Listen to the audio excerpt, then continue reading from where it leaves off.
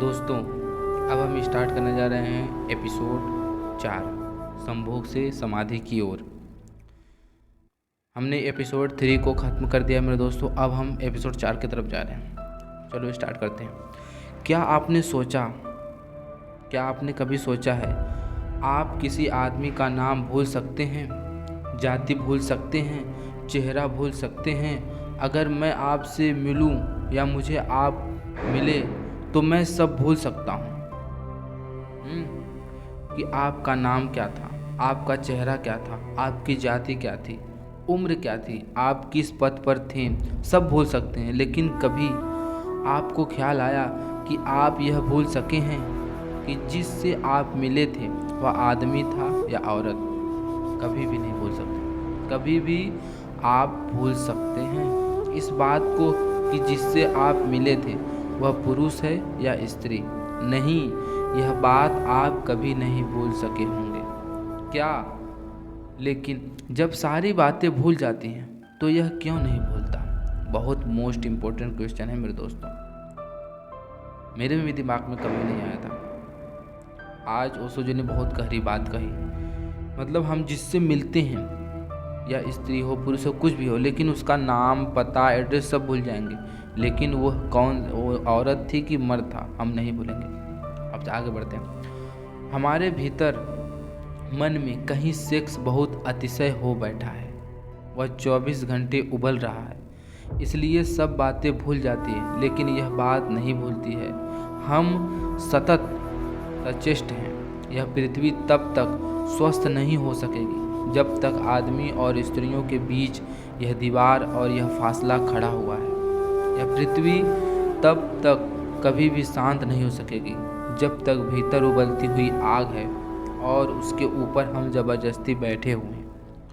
उस आग को रोज दबाना पड़ता है, उस आग को प्रतिक्षण दबाए रखना पड़ता है। वह आग हमको भी जला डालती है, सारा जीवन राख कर देती है, लेकिन फिर भी हम विचार करने को राजी नहीं होते। यह आग क्या थी? और मैं आपसे कहता हूँ, अगर हम इस आग को समझ लें तो यह आग दुश्मन नहीं दोस्त है। अगर हम इस आग को समझ लें तो यह हमें जलाएंगी नहीं, हमें घर को गर्म भी कर सकती है सर्दियों में, और हमारी रोटियां भी सेक सकती हैं, और हमारी ज़िंदगी में सहयोगी और मित्र भी हो सकती है। लाखों साल तक आकाश में बिजली चमकती थी, कभी किसी के ऊपर गिरती थी और जान ले लेती थी। कभी किसी ने सोचा भी न था कि एक दिन घर के पंखा चलाएगी यह बिजली, कभी यह रोशनी करेगी अंधेरे में, यह किसी ने नहीं सोचा था। आज वही बिजली हमारे साथ ही हो गई है। क्यों?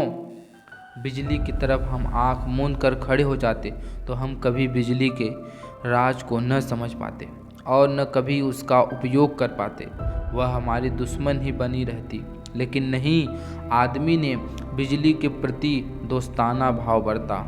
उसने बिजली को समझने की कोशिश की, उसने प्रयास किया जानने के, और धीरे धीरे बिजली उसकी साथी हो गई। आज बिना बिजली उसने प्रयास किया जाने, और धीरे धीरे बिजली उसकी साथी हो गई। आज बिना बिजली के क्षण भर जमीन पर रहना मुश्किल हो जाए। मनुष्य के भीतर बिजली से भी अधिक ताकत है सेक्स की मेरे दोस्तों। मनुष्य के भीतर अणु की शक्ति से भी बड़ी शक्ति है सेक्स की, सबसे बड़ी शक्ति है दोस्तों। और आज पूरा ज़माना उसी में उलझा हुआ है। कभी आपने सोचा है, लेकिन यह शक्ति क्या है और कैसे इसे रूपांतरित करें? एक छोटे से अणु में इतनी शक्ति है कि हिरोशिमा का पूरा नगर, जिसमें 1 लाख आदमी भस्म हो गए। लेकिन क्या आपने सोचा कि मनुष्य के काम की ऊर्जा का एक अणु एक नए व्यक्ति को जन्म देता है? उस व्यक्ति में गांधी पैदा हो सकता है, उस व्यक्ति में महावीर पैदा हो सकता है, उस व्यक्ति में बुद्ध पैदा हो सकते हैं, उस व्यक्ति में क्राइस्ट पैदा हो सकता है, उसमें आइंस्टीन पैदा हो सकता है और न्यूटन पैदा हो सकता है। एक छोटा सा अणु एक मनुष्य की काम ऊर्जा का एक गांधी को छिपाए हुए है। गांधी जैसा विराट व्यक्ति पैदा हो सकता है। लेकिन हम सेक्स को समझने को राजी नहीं हैं। लेकिन हम सेक्स की ऊर्जा के संबंध में बात करने की हिम्मत जुटाने की राजी नहीं हैं। कौन सा भय हमें पकड़े हुए है? कि जिससे सारा जीवन का जन्म होता है। उस शक्ति को हम समझना नहीं चाहते। कौन सा डर है, कौन सी घबराहट है। मैंने पिछली बम्बई की सभा में इस संबंध में कुछ बातें कही थी, मतलब कि ओशो जी ने बम्बई की जब सभा हुई थी तो उसमें कुछ बातें कही थी, तो बड़ी घबराहट फैल गई। बहुत से पत्र पहुँचे कि आप इस तरह की बातें मत करें, इस तरह की बातें ही मत करें। मैं बहुत हैरान हुआ कि इस तरह की बातें क्यों न की जाए। अगर शक्ति है भीतर तो उसे जाना क्यों न जाए, क्यों न पहचाना जाए। और बिना जाने पहचाने, बिना उसके नियम समझे हम उस शक्ति को और ऊपर कैसे ले जा सकते हैं। पहचान से हम उसको जीत भी सकते हैं, बदल भी सकते हैं, लेकिन बिना पहचाने तो हम उसके हाथ में ही मरेंगे और सड़ेंगे और कभी उससे मुक्त नहीं हो सकेंगे। मतलब इस लाइन में मेरे दोस्तों, ओशो जी ने जब मुंबई में कहा, मतलब सेक्स के बारे में बात की, तो उनको पत्र आया कि इस तरह की बात ना कर दें। मतलब ओशो जी समझा रहे हैं कि अगर हम इस ऊर्जा के बारे में बात नहीं करेंगे तो उसमें ही आज जीवन में मेरे दोस्तों, जैसे आज लोग उसी सेक्स में, उसी वासना में पड़े हुए हैं। मतलब मोबाइल खोल रहे हैं वही देख रहे हैं, कुछ भी खोल रहे हैं वही आ रहा है, तो मतलब उसी में देख रहे हैं और अपनी ऊर्जा को गंवा रहे हैं और कभी उससे मुक्त नहीं हो सकते मेरे दोस्तों। इसीलिए ओशो समझा रहे हैं, जो लोग सेक्स का संबंध में बात करने की मनाही करते हैं वे लोग पृथ्वी को सेक्स के गड्ढे में डाले हुए हैं। एकदम सटीक बात कही है। यह मैं आपसे कहना चाहता हूँ, जो लोग घबराते हैं और जो समझते हैं कि धर्म का सेक्स से कोई संबंध नहीं है, वह खुद तो पागल हैं ही, वे सारी पृथ्वी को पागल बनाने में सहयोग कर रहे हैं। जो कह रहा है वो खुद पागल है और पूरी पृथ्वी जन्म जाति को पागल बनाने की तैयारी में है। धर्म का संबंध मनुष्य की ऊर्जा के ट्रांसफॉर्मर से है। मनुष्य का संबंध मनुष्य की शक्ति को रूपांतरित करने से है। धर्म चाहता है कि मनुष्य के व्यक्तित्व में जो छिपा है वह श्रेष्ठतम रूप से अभिव्यक्त हो जाए। धर्म चाहता है कि मनुष्य का जीवन निम्न से उच्च की यात्रा बने, पदार्थ से परमात्मा तक पहुंच जाए। धर्म चाहता है, लेकिन धर्म के जो ठेकेदार हैं वो नहीं होने देते। लेकिन यह चाह तभी पूरी हो सकती है हम जहाँ जाना चाहते हैं उस स्थान को समझना उतना उपयोगी नहीं है जितना उस स्थान को समझना उपयोगी है। क्योंकि यह यात्रा कहाँ से शुरू करनी है। सेक्स है फैक्ट, सेक्स जो है वह तथ्य है मनुष्य के जीवन का, और परमात्मा भी अभी दूर है। सेक्स हमारे जीवन का तथ्य है। इस तथ्य को समझकर हम परमात्मा की यात्रा चल सकते हैं, लेकिन इसे बिना समझे 1 इंच आगे नहीं जा सकते। कोल्हू के बैल की तरह इसी के आसपास घूमते रहेंगे। मैंने पिछले सभा में कहा था कि मुझे ऐसा लगता है कि हम जीवन की वास्तविकता को समझने की भी तैयारी नहीं दिखाते, तो फिर हम और क्या कर सकते हैं और आगे क्या हो सकता है। फिर ईश्वर की, परमात्मा की सारी बातें सांत्वना ही, पूरी सांत्वना की बातें और झूठ हैं, क्योंकि जीवन के परम सत्य चाहे कितने ही नग्न हो क्यों न हो उन्हें जानना ही पड़ेगा, समझना ही पड़ेगा। तो पहली बात तो यह जान लेना जरूरी है कि मनुष्य का जन्म सेक्स में होता है। मनुष्य का सारा जीवन व्यक्तित्व सेक्स के अणुओं से बना हुआ है। मनुष्य का सारा प्राण सेक्स की ऊर्जा से भरा हुआ है। जीवन की ऊर्जा अर्थात काम की ऊर्जा, यह तो काम की ऊर्जा है जो सेक्स की ऊर्जा है। यह क्या है, यह क्यों हमारे जीवन को इतने जोर से आंदोलित करती है, क्यों हमारे जीवन को इतना प्रभावित करती है, क्यों हम धूम कर सेक्स के आसपास उसके इर्द गिर्द ही चक्कर लगाते हैं, क्यों और समाप्त हो जाते हैं। कौन सा आकर्षण है इसका, जानना पड़ेगा कि क्यों हमें जो सेक्स हमें खींचती है अपनी तरफ, वही बता रहे हैं। बहुत ध्यान से मेरे दोस्तों सुनिए और समझिए और अपनी ज़िंदगी में अप्लाई कीजिए। अब देखते हैं, हजारों सालों से ऋषि मुनि इनकार कर रहे हैं, लेकिन आदमी प्रभावित नहीं हुआ। मालूम पड़ता हजारों साल से वे कह रहे हैं कि मुख मोड़ लो इससे, दूर हट जाओ इससे, सेक्स की कल्पना और काम वासना छोड़ दो, चित्त से निकाल डालो ये सारे सपने। लेकिन आदमी के चित्त से यह सपने निकले ही नहीं, कभी भी नहीं निकल सकते इस भांति। बल्कि मैं तो इतना हैरान हुआ हूँ, वेश्याओं से भी मिला हूँ, लेकिन वेश्याओं ने मुझसे सेक्स की बात नहीं की। उन्होंने आत्म परमात्मा के संबंध में पूछताछ की। और मैं साधु सन्यासियों से भी मिला, वे जब भी अकेले में मिलते तो सिवाय सेक्स के और किसी बात के संबंध में पूछताछ नहीं करते। मैं बहुत हैरान हुआ इस बात को जानकर कि साधु सन्यासियों को जो निरंतर इसके विरोध में बोल रहे हैं, वे खुद ही चित्त के तल पर वहीं ग्रसित हैं, वही परेशान हैं। तो जनता से आत्मा परमात्मा की बातें करते हैं, लेकिन भीतर उनकी भी समस्या है। मेरे दोस्तों, ओशो जी कह रहे हैं कि उन्होंने वेश्याओं से भी मिले, और लेकिन वेश्याओं ने सेक्स की बात नहीं की। उन्होंने आत्मा और परमात्मा के बारे में पूछताछ की।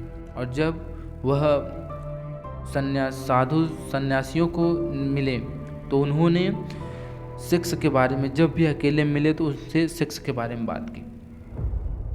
मतलब कि जो सेक्स से गुजर चुका है, जो सेक्स को उसको झेल चुका है, वैश्याओं लोग उसको सब ऊपर हो गए, उनके बारे में फिर उन्होंने सेक्स के बारे में बात नहीं की होगी भी। स्वाभाविक है, क्योंकि हमने उस समस्या को समझने की भी चेष्टा नहीं की है। हमने उस ऊर्जा के नियम भी जानने नहीं चाहे हैं। हमने कभी यह भी नहीं पूछा कि मनुष्य का इतना आकर्षण सेक्स पर क्यों है, कौन सिखाता है सेक्स आपको। सारी दुनिया तो सीखने के विरोध में सारा उपाय करती है।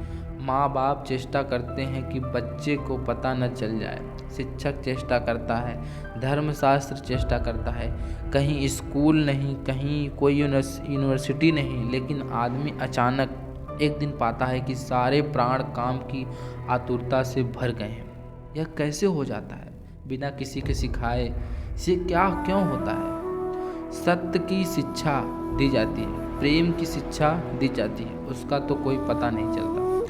सेक्स का आकर्षण इतना प्रबल है, इतना नैसर्गिक केंद्र क्या है? जरूर इसमें कोई रहस्य है और इसे समझना जरूरी है, तो शायद हम इससे मुक्त भी हो सकते हैं।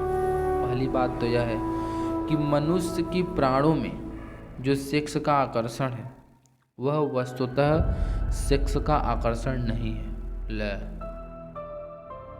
मतलब बोल रहे हैं कि जो सेक्स का आकर्षण है वो सेक्स का आकर्षण नहीं है। मनुष्य के प्राणों में जो काम वासना है वस्तुतः काम की वासना नहीं है। इसलिए हर आदमी काम के कृत्य के बाद पछताता है। सब लोग पछताते हैं, दुखी होता है, पीड़ित होता है, सोचता है कि इससे मुक्त हो जाऊं। यह क्या है? लेकिन आकर्षण शायद कोई दूसरा है, और वह आकर्षण बहुत रिलीजियस, बहुत धार्मिक अर्थ रखता है। वह आकर्षण यह है कि मनुष्य के सामान्य जीवन में सिवाय सेक्स की अनुभूति के वह कभी भी अपने गहरे से गहरे प्राणों में नहीं उतर पाता, और किसी क्षण में कभी गहरे नहीं उतरता।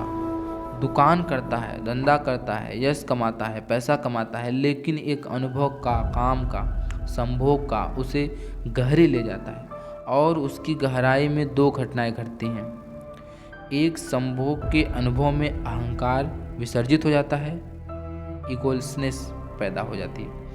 एक क्षण के लिए अहंकार नहीं रह जाता, एक क्षण को यह याद भी नहीं रह जाता कि मैं हूँ। ये भूल जाता आदमी, उसमें सब कुछ भूल जाता है आदमी कि मैं हूँ, ये भूल जाता है। क्या आपको पता है, धर्म में श्रेष्ठतम अनुभव में मैं बिल्कुल मिट जाता है, अहंकार बिल्कुल शून्य हो जाता है। सुनो क्या क्या होता है जब सेक्स करता है। सेक्स के अनुभव में क्षण भर को अहंकार मिटता है, श्रेष्ठतम अनुभव मिलता है। लगता है कि हूँ या नहीं, एक क्षण को विलीन हो जाता है मेरापन का भाव। दूसरी घटना घटती है, एक क्षण के लिए समय मिट जाता है, टाइमलेसनेस पैदा हो जाती है, समय खत्म हो जाता है। जीसस ने कहा कि समाधि के संबंध में there shall be time no longer. समाधि का जो अनुभव है वह समय नहीं रह जाता, वह कालातीत है, समय बिल्कुल विलीन हो जाता है, न कोई अतीत है न कोई भविष्य है, शुद्ध वर्तमान रह जाता है। दोस्तों क्या हुआ, वही घटती एक क्षण की समय मिट जाता है। तो समय में क्या क्या मिटता है, विलीन हो जाता है, न अतीत रह जाता है, न पास्ट न फ्यूचर, सिर्फ प्रेजेंट रह जाता है, एकदम शुद्ध प्रेजेंट रह जाता है।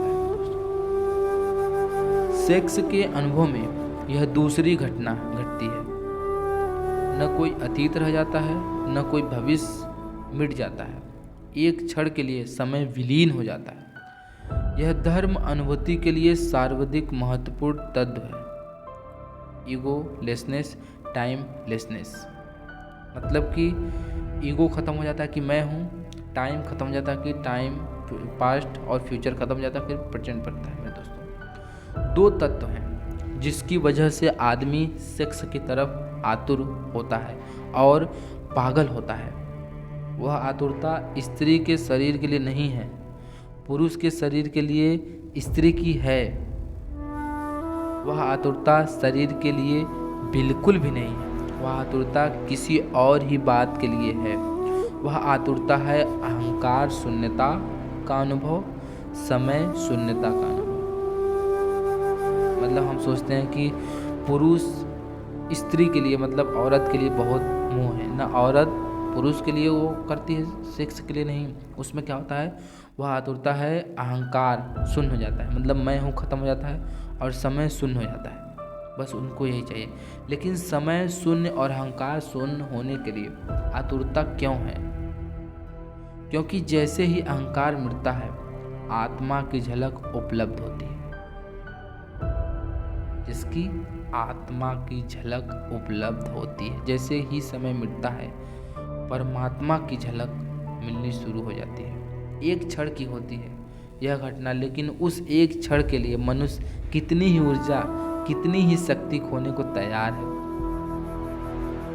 शक्ति खोने का कारण पछतावा है बाद में कि शक्ति छीड़ हुई, शक्ति का अपव्यय हुआ और उसे पता है कि शक्ति जितनी छीड़ होती है मौत उतनी करीब आती है। कुछ पशुओं में तो एक ही संभोग के बाद नर की मृत्यु हो जाती है। कुछ कीड़े तो एक ही संभोग कर पाते हैं और संभोग करते ही समाप्त हो जाते हैं। अफ्रीका में एक मकड़ा होता है, वह एक ही संभोग कर पाता है और संभोग की हालत में ही मर जाता है। इतनी ऊर्जा छीड़ हो जाती है मेरे दोस्तों, बहुत ऊर्जा जाती है। मनुष्य को यह अनुभव में आ गया बहुत पहले की सेक्स का अनुभव शक्ति को छीड़ करता है, जीवन ऊर्जा को कम करता है, कम होती है और धीरे धीरे मौत करीब आती है। पछतावा है आदमी के प्राणों में। पछताने के बाद फिर पाता है कि घड़ी भर बाद की वही आतुरता है। निश्चित ही इस समय आतुरता है में कुछ और अर्थ है जो समझ लेना जरूरी है। सेक्स की आतुरता में कोई रिलीजियस अनुभव है, कोई आत्मिक अनुभव है।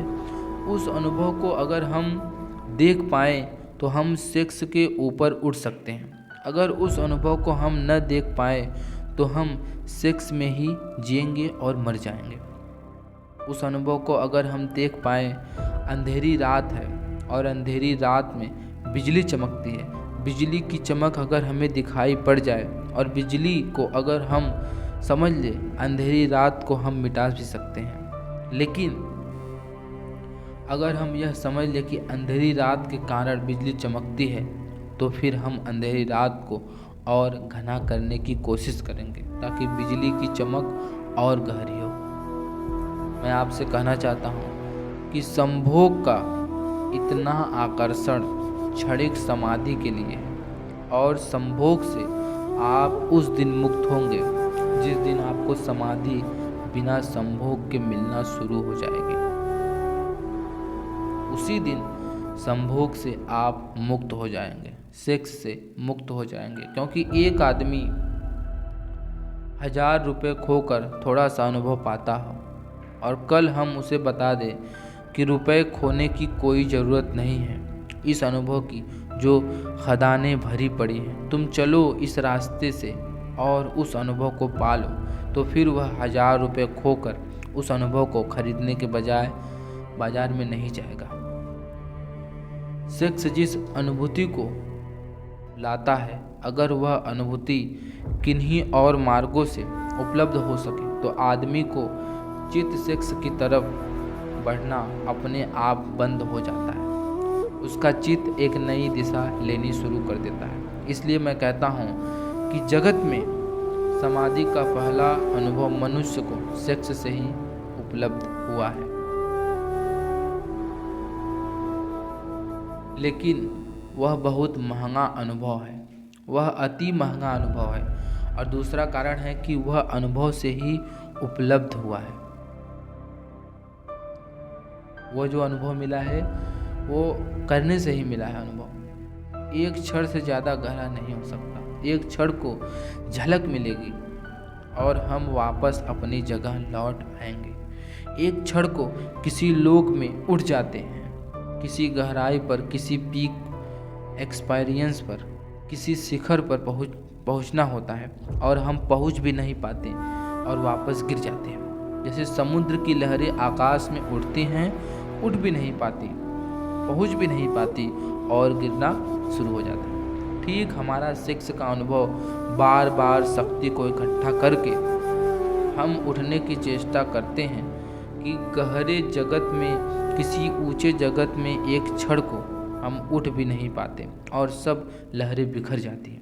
हम वापस अपनी जगह खड़े हो जाते हैं और उतनी शक्ति और ऊर्जा को गंवा देते हैं। लेकिन अगर सागर की लहरें बर्फ़ का पत्थर बन जाए और बर्फ़ हो जाए तो उसे नीचे गिरने की कोई ज़रूरत नहीं है।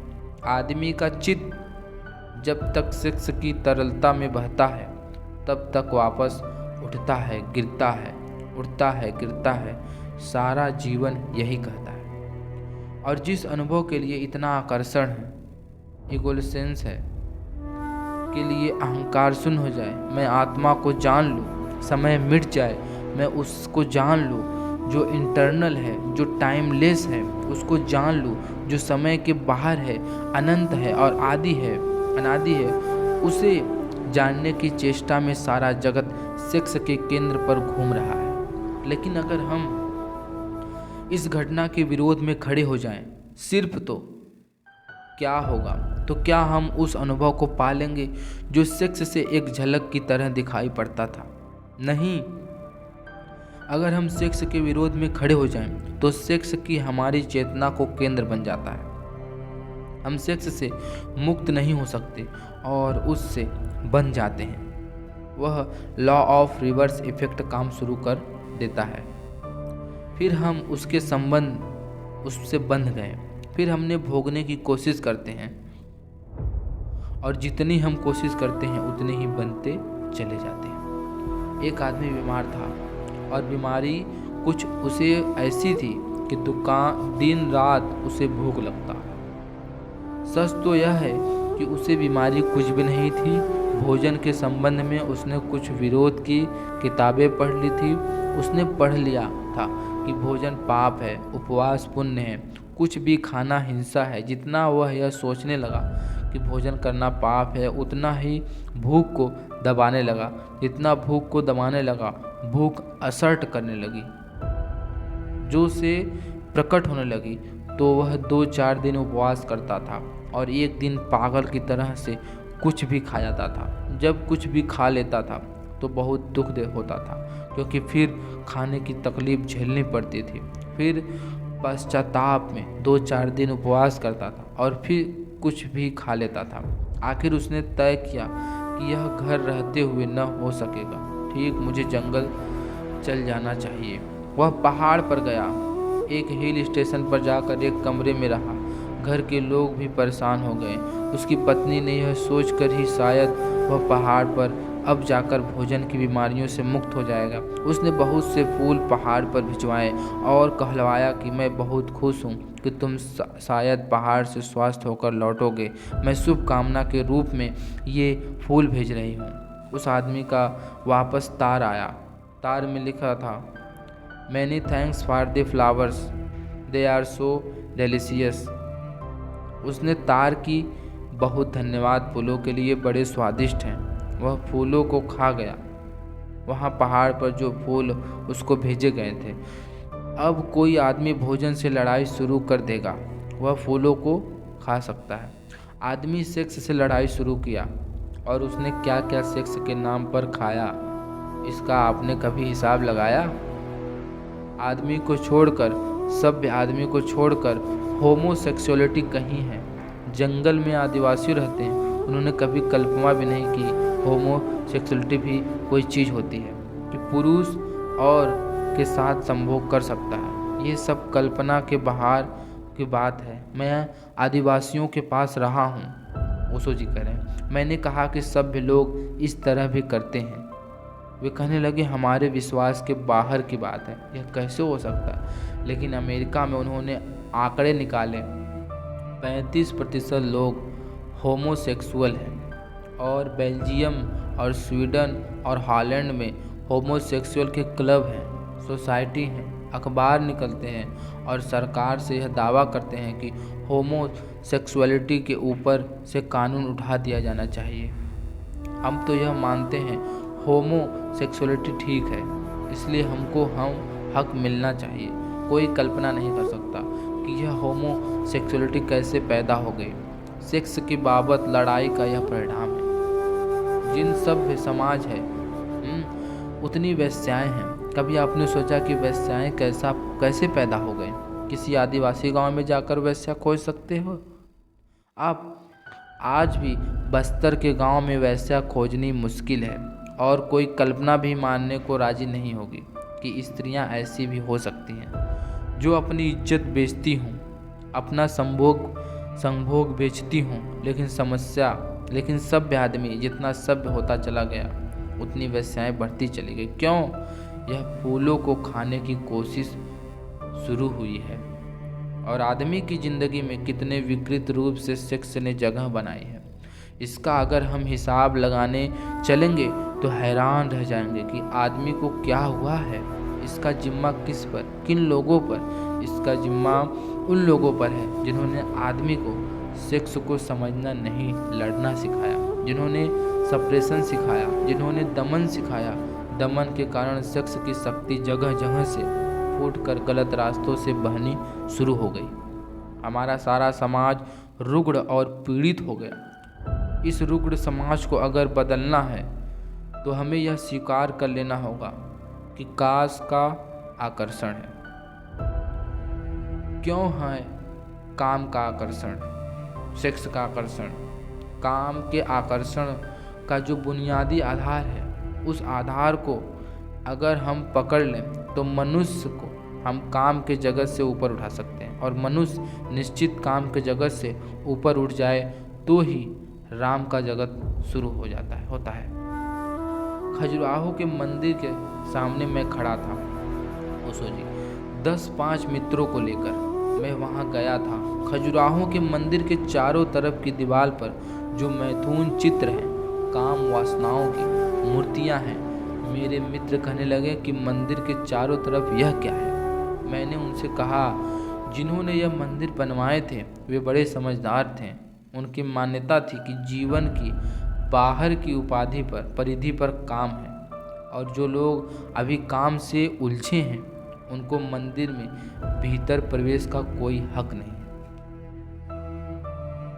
फिर मैंने अपने मित्र से कहा कि भीतर चले, फिर उन्हें भीतर लेकर गया। वहाँ तो कोई काम प्रतिमा न थी, वहाँ भगवान की मूर्ति थी। वे कहने लगे कि भीतर कोई प्रतिमा नहीं। मैंने उनसे कहा कि जीवन की बाहर की परिधि का काम वासना है, जीवन की बाहर की परिधि दीवार पर काम वासना है, जीवन के भीतर भगवान का मंदिर है। लेकिन जो अभी काम वासना में उलझे हैं वे भगवान के मंदिर में प्रवेश के अधिकारी नहीं हो सकते। उन्हें अभी बाहर की दीवार का ही चक्कर लगाना पड़ेगा। जिन लोगों ने ये मंदिर बनवाया था वे बड़े समझदार थे। यह मंदिर एक मेडिटेशन मंदिर था। यह मंदिर एक ध्यान का केंद्र था। जो लोग आते थे उनसे वे कहते थे, बाहर पहले मैथुन के ऊपर ध्यान करो, पहले सेक्स को समझो, और जब सेक्स को पूरी तरह समझ जाओ और तुम पाओ कि मन उससे मुक्त हो गया, तब तुम भीतर आ जाना। फिर भीतर भगवान से मिलना हो सकता है। लेकिन धर्म के नाम पर हमने सेक्स को समझने की स्थिति पैदा नहीं की, सेक्स की शत्रुता पैदा कर दी।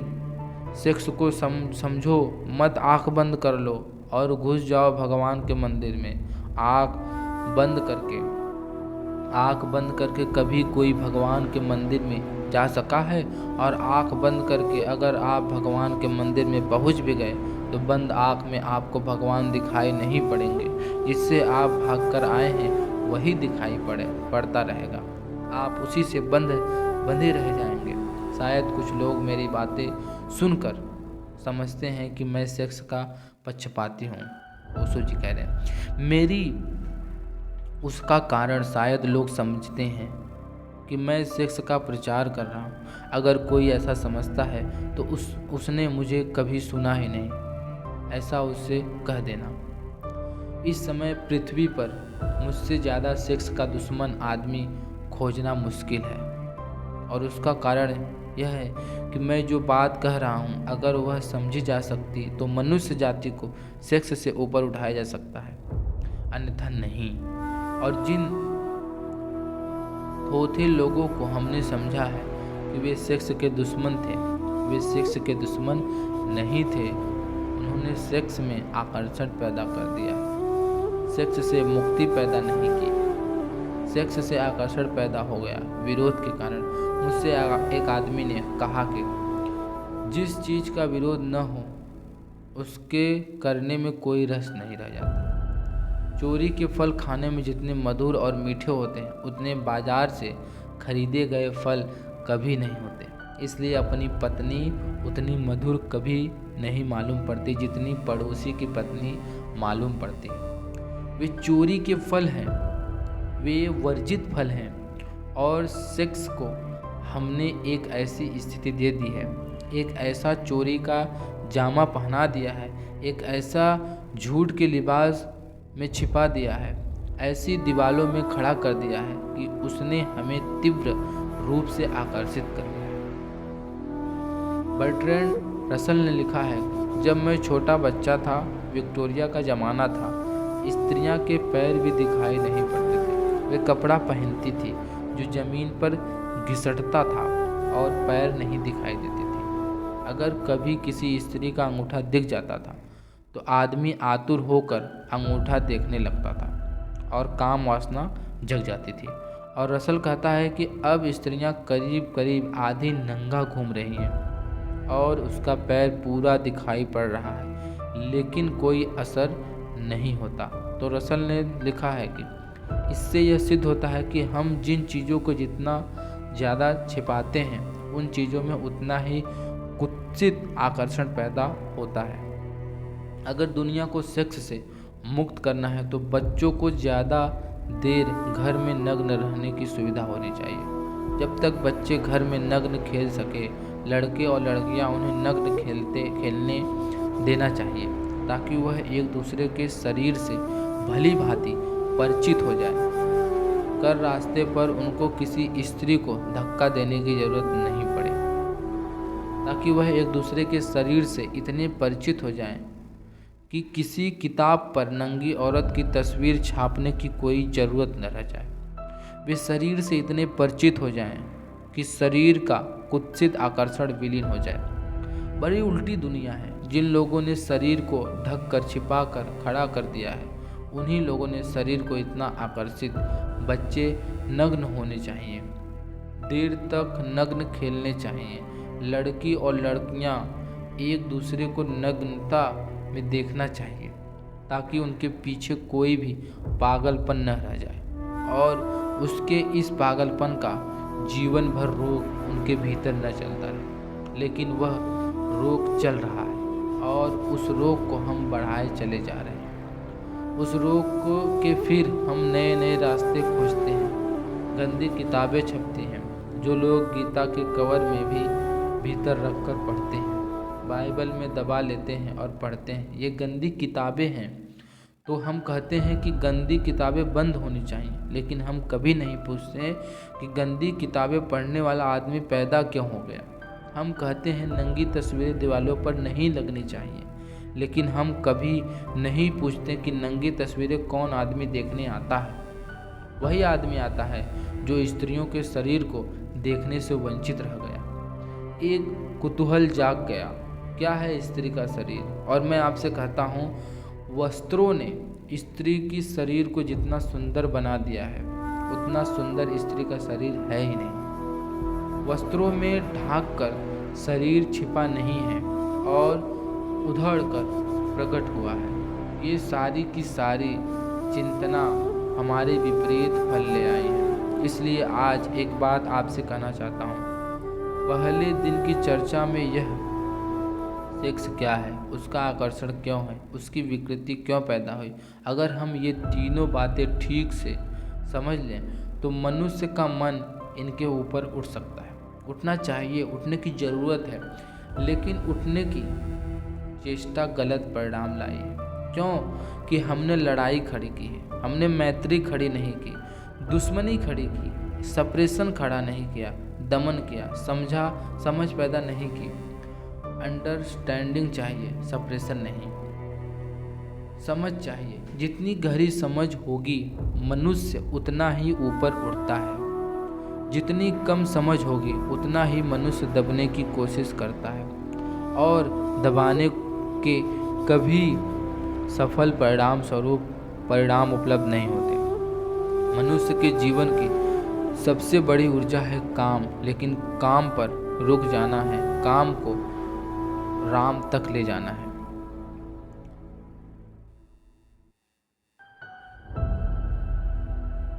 दोस्तों, आज के लिए इतना ही। अब हम 5 एपिसोड में बात करेंगे। आज के लिए इतना ही। जय हिंद, जय भारत।